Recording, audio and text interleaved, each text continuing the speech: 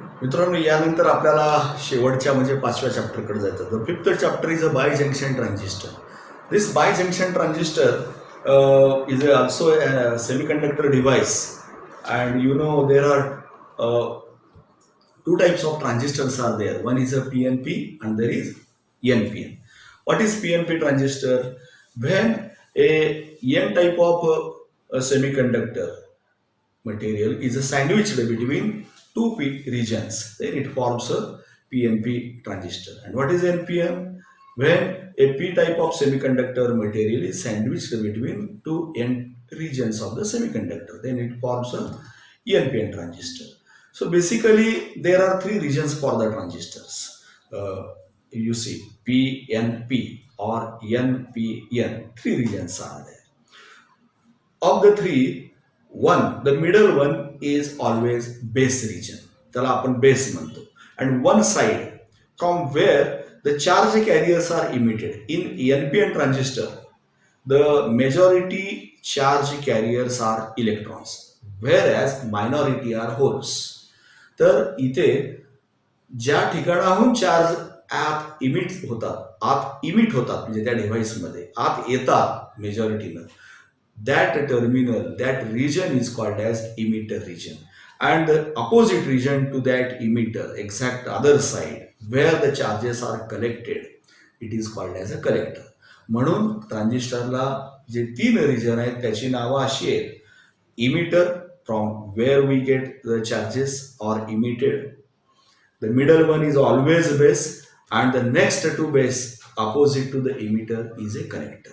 तर emitter, base, collector. हे इमिटरला ओळखायचं एक फिगर जर आपण काढली इमिटरची तर ते ओळखणं फार महत्वाचं आहे. हे कसं ओळखायचं तर नेहमी आपण ह्या बाबतीत एक विचार करायचा की समजा आपण असं दाखवलं की हा ट्रान्झिस्टर आहे आणि त्यातला हा एक रिजन आहे, हा मधला आहे आणि हा एक, हे त्याचा सिम्बॉल आहे. तर याच्यात इमिटर कुठे आहे? हा मधला तर बेस आहे, आपण त्याला बेस म्हणू बी. आता यापैकी इमिटर कोणता? तर ज्या ठिकाणी आपण ॲरो दाखवू, आता ॲरो बी याला दाखवला, या ठिकाणी हा ॲरो दाखवला, तर हा ॲरो ज्या ठिकाणी ॲरो आहे तोच इमिटर आणि बरोबर त्याच्या अपोजिटला आहे तो कलेक्टर. म्हणजे हा इमिटर आणि हा कलेक्टर. तर हा ॲरो बाहेर जाणार आहे, हा बाहेर जातो एक इंडिकेशन आहे. This is the direction of current. The current is flowing outside. Current बाहेर चाललेला आहे असा त्याचा अर्थ होतो. म्हणजे या ॲरोवरून you can identify this is emitter, this is the direction of current, and the third one is this is a N. हा ॲरो जर बाहेर जाणार असेल तर तो एन, मग हा एन असेल तर मधला पी आणि हा एन. एन पी एन हे ओळखण्याकरता देखील या ॲरोचा उपयोग होतो. म्हणजे ॲरो ह्या तीन गोष्टीनं, ॲरोकडून तीन गोष्टी आपल्याला प्रतीत होतात. एक तर इमिटर कोणता आहे, सेकंडली हा एनपीएन आहे का पीएनपी आहे हे कळतंय, आणि तिसरं डायरेक्शन ऑफ करंट, तो करंट कुठं चाललाय, आत येऊ लागलाय का बाहेर येऊ लागलाय.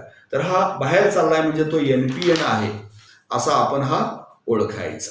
याच्याबरोबर उलट म्हणजे आपण असा दाखवला की हा ट्रान्झिस्टर, की हा ॲरो जर आपण आत घेतला, हा ॲरो जर आत घेतला तर हा पी एन पी होईल. हा ॲरो जर आत घेतला तर this is a P, this is a N and this is a P. So in this way we have to consider the construction of the transistor. Then the main important thing that how it will work, हा कसा काम करतो हे सगळ्यात महत्वाचं आहे. तर हे काम करण्याकरता ह्याला आपल्याला कनेक्ट करावं लागेल. These are active devices. Unless and until we give supply, they cannot perform their activity and they can't show their property also. म्हणजे आपल्याला नेमकं त्याच्यातलं काही कळणारच नाही जोपर्यंत आपण त्याला सप्लाय देणार नाही. Now we have to give the supply. Actually the transistor is having three terminals. Then we have to give in. आत आपल्याला द्यायचं आहे आणि त्याच्याकडून घ्यायचं आहे. मग ज्यावेळी द्यायचं आहे त्यावेळी त्याला दोन टर्मिनल लागतात आणि ज्यावेळी घ्यायचं आहे तेव्हाही आपल्याला दोन टर्मिनल लागतात. So actually the transistor is having only three, but we have to make it four. In two and out two. So how we can make? That can be made by making one terminal common. Out of the three, emitter, base, collector, one terminal has to be made common. that one terminal is taken inside as well as outside. For example, base. If we make base common to the in, then what will happen? Emitter and base are in, collector and base out. So at that time, we say common base circuit. It is very simple. Common base configuration or common base circuit. Similarly, if we make emitter common, आपण इमिटरलाही common करू शकतो आणि बेसला आत घेऊ शकतो. Base and emitter, आउटसाइडला collector and emitter, असंही करता येतं. The third one is collector is common. कलेक्टरला आपण कॉमन करू शकतो, कलेक्टरला इनला घेऊ शकतो, आउटला घेऊ शकतो. So in this way there are 3 ways to connect the transistor. One is common base, second one is common emitter, and the third one is common collector. And further ahead, one more important thing. याच्यातली सगळ्यात परत पुढची महत्वाची गोष्ट महत्वाची ती अशी आहे की हे देत असताना यांना सप्लाय कसा द्यायचा, how to give the biasing. For emitter base junction हे नेहमी लक्षात ठेवायचं. ट्रान्झिस्टरला 2 जंक्शन आहे. इमिटर बेस याच्यामध्ये 1 जंक्शन आहे, कलेक्टर बेस याच्यामध्ये 1 जंक्शन आहे, म्हणजे 2 जंक्शन आहेत. Transistor is having 3 regions, PNP किंवा NPN रिजन्स 3 आहेत, 2 जंक्शन्स आहेत आणि 3 टर्मिनल्स आहेत. असा हा डिव्हाइस आहे. तर याच्या जे 2 जंक्शन आहेत त्यातल्या पहिल्या जंक्शनला आपण इमिटर बेस जंक्शन म्हणलं. इमिटर आणि बेस हे नेहमी फॉरवर्ड बायस करायचे. Emitter base junction forward bias. Collector base junction हा नेहमी रिव्हर्स बायस करायचा. Actually we can interchange also, किंवा दोन्ही फॉरवर्ड केले तरी चालतात, दोन्ही रिव्हर्स केले तरी चालतात. हा फॉरवर्ड हा रिव्हर्स, हा रिव्हर्स हा फॉरवर्ड, अशा 4 शक्यता आहेत. पण याच्यातली फक्त एकच शक्यता फायद्याची आहे.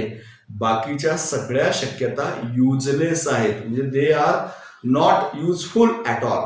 Therefore only one type of connection we have to consider, and that is used everywhere in the electronic circuit. That is what emitter base junction is always forward biased, collector based junction is always reverse biased. मग forward आणि reverse काय, मागच्या chapter मध्ये मी सांगितला. when positive of battery is connected to P region of the device, P semiconductor region, and negative of the battery is connected to N region of semiconductor device, जे PP, NN, then it becomes a forward bias. याच्या opposite, positive of battery is connected to N region, P to N, आणि negative of battery is connected to P region, N to P. म्हणजे हे उलट वाढतंय थोडंसं. When we make this one, this is called as reverse bias. And thus, for transistor circuits, there are 3 circuits at all. Particularly for our study, there are 2 circuits have been taken into account. One is common base and common emitter. तर circuit जोडायच्या कशा, forward reverse तुम्हाला सांगितल्या. आणि याच्यामध्ये ज्यावेळी सिरीजमध्ये जातो तेव्हा तुम्ही नेमकेपणानं, म्हणजे अत्यंत लक्ष देऊन, की सिरीजमध्ये करंट मीटर जोडायचा आणि पॅरललमध्ये व्होल्ट मीटर जोडायचा सर्किटला. Input circuit, output circuit. इनपुटमध्ये येणारा करंट त्याला 1 मीटर लावला, मिली मीटर, आणि इनपुटचं व्होल्टेज बघण्याकरिता व्होल्ट मीटर लावला. समजा हा कॉमन बेस आहे तर तो व्होल्टेज कुठलं मोजेल, इमिटर आणि बेस मधलं मोजेल. आणि इकडे बॅटरी कशाला, फॉरवर्ड बायस करण्याकरिता. या बाजूला बघा कलेक्टर आहे आणि बेस आहे, त्या कलेक्टर मधून जाणारा करंट तो मोजण्याकरता current meter, milli meter. And to measure the voltage, voltmeter between collector and base, and battery, which is in reverse bias way. So when we make such a circuit, then it is called as common base configuration. And for this circuit we have to study three different characteristics, 3 प्रकारच्या characteristics तुम्हाला मोजता येऊ शकतात. एक आहे keep output constant, don't very the voltage outside, just very the voltage inside. आतलं voltage बदला, आतला सप्लाय बदला, मेजर द करंट. म्हणजे very the voltage, measure the current. आणि याचा ग्राफ प्लॉट करा. It gives input characteristic. याच्यावरून आपल्याला इनपुट कॅरेक्टरिस्टिक मिळते. दुसरं आहे इनपुट कॉन्स्टंट ठेवा, इनपुट बदलू नका, इनपुट करंट कॉन्स्टंट ठेवा. And vary the output, output voltage vary करा, आउटपुट करंट नोट करा, त्याचा ग्राफ प्लॉट करा. We get output characteristic. दुसरी कॅरेक्टरिस्टिक झाली. आणि तिसरी कॅरेक्टरिस्टिक आहे output keep constant, vary the input current, आतला करंट बदला आणि आउटपुटचा करंट नोट करा फक्त. म्हणजे इनपुट बदलल्यामुळं आउटपुट काय बदलतो, कसा बदलतो, हे जर स्टडी केला, if we plot the graph of input and output currents, then this is called as transfer characteristic. Transfer, आतून बाहेर कसा ट्रान्सफर होतो, this is what transfer characteristic. One is input characteristic keeping output constant, another one is output characteristic keeping input constant, and the third one is transfer characteristic. When we vary the input current, how the output current will vary. That gives us the transfer characteristics. And from all the three, we can understand what is the input resistance of the device, what is the output resistance of the device, and what is current gain of the device. कोणता device? तर हा जो transistor वापरलेला आहे तो PNP असेल, NPN असेल, आणि जो या कॉमन बेस कॉन्फिगरेशनमध्ये जोडलेला आहे त्याचा गेन किती.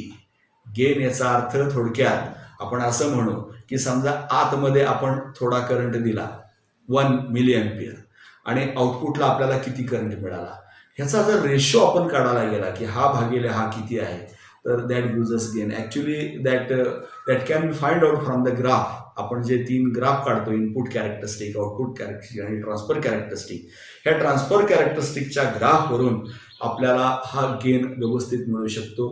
For common base configuration the gain we have called to be alpha, current gain. It is the output change in output current upon change in input current, किंवा थोडक्यात output the value of output current upon current input value, current value, त्यावरून देखील आपल्याला हा मिळू शकतो. And that is what we call as an alpha.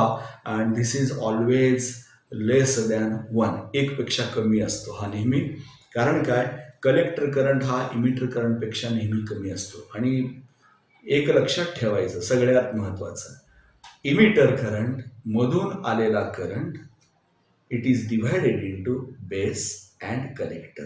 हे नेहमी, म्हणजे समजा आपण ह्याला IE म्हणतो, IE, बेसमधल्या करंटला IB म्हणतो, कलेक्टर करंटला IC म्हणतो, तर IE बरोबर IB प्लस IC. म्हणजे आपल्या लक्षात हे यायला पाहिजे की IE बरोबर IC प्लस IB आणि IC is nearly equal to IE. IB फार थोडा असतो. म्हणजे असं समजा की 100 युनिट करंट आला, 100 you say, suppose to be 100 unit याचा अर्थ आता फक्त 100 समजा तुम्ही. 100 comes in, then only about 2 to 10% comes in base, the remaining goes to collector. म्हणजे सर्वात जास्त तिकडे जातो. म्हणजे साधारणपणे you can say 92 to 98% current goes to collector side, like that. However, collector current is small than emitter current, therefore alpha is always less than. आणखी जी दुसरी महत्वाची सर्किट आहे ती कॉमन इमिटर. त्याच्यामध्ये इमिटर कॉमन आहे, बेस इनपुटला आहे, collector आउटपुटला आहे, आणि याच्यामध्ये देखील मगाच्या प्रमाणे सगळं आपल्याला जोडायचं आणि त्यावरून आपल्याला महत्वाचं म्हणजे करंट गेन काढायचा. In this case the current gain is called as a beta. त्याला बीटा म्हणायचा. Output collector current divided by input base current. Then if we divide, then we get the value which is a greater than 1. कदाचित तो beta 50, 100, 150, 200 कशी value असू शकेल, म्हणजे round figure वाढत नाही, but any value which is a greater than 1. So such a value we will get, and that beta which is a very large. So in this case, and we can finally come to the conclusion that what will be the relation between alpha and beta ते equation वरून आपल्याला काढता येईल. IE is equal to IB plus IC या equation वरून आपल्याला alpha आणि बीटातले relation देखील काढता येईल. आणि अशा पद्धतीनं if we make a review again and again then you can understand what is actually happening in the circuit. So I have given a brief idea about all the 5 chapters.